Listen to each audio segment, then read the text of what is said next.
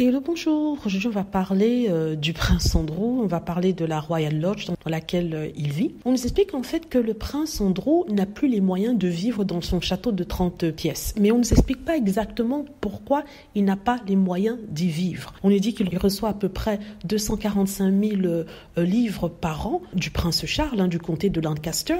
Et c'est une promesse faite à la reine. Or, le prince Charles veut maintenant diminuer cet argent-là. Et il dit que, vu qu'on va diminuer de moitié, d'après certaines personnes, sa pension, il ne pourra plus se permettre d'avoir la maison de la Royal Lodge qui se trouve à Windsor. C'est une sorte de bâtiment de 30 pièces, c'est énorme. Mais en même temps, on nous dit quelque chose d'assez intéressant. Il reçoit une pension de 245 000, mais le loyer pour la Royal Lodge est de 265 livres par semaine. N'est-ce pas?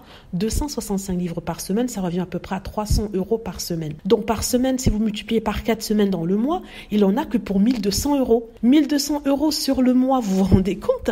Et ça a été confirmé par les médias. 265 livres, 300 € par semaine, multiplié par 4 semaines, ça nous fait 1200 € par mois. Alors, comment est-ce qu'il ne peut pas se permettre ça s'il gagne 250 000, quelque chose comme ça, de livres par an? Sachant que au niveau sécuritaire, les 250 000 ne font pas partie de ça. C'est Charles qui pèse pour sa sécurité. Les 250 000, c'est pour le train de vie de celui-ci. Bon, vous me direz que oui, il a besoin de faire des rénovations pour ce bâtiment-là.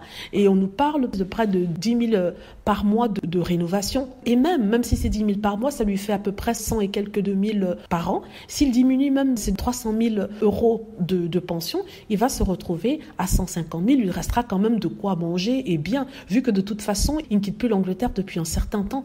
Donc, il y a quelque chose qui ne va pas. On se fiche du monde. Il faut vraiment réfléchir et calculer pour voir s'il y a une logique dans tout ça. On nous dit, oui, la Royal Lodge, ça lui coûte très cher. Il paie 300 € par semaine, 1200 € par mois.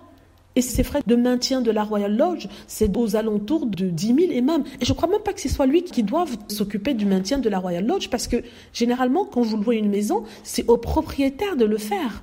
Vous voyez ce que je veux dire? Ce n'est pas à la personne qui loue de s'arranger à ce que la bâtisse ne tombe pas en ruine. À moins que ce soit écrit dans le contrat, ça, sûrement, je ne comprends pas. Il y a quelque chose qui ne va pas. Ils nous sortent des chiffres, ils nous sortent des trucs, mais derrière, il n'y a pas, il n'y a que du vent.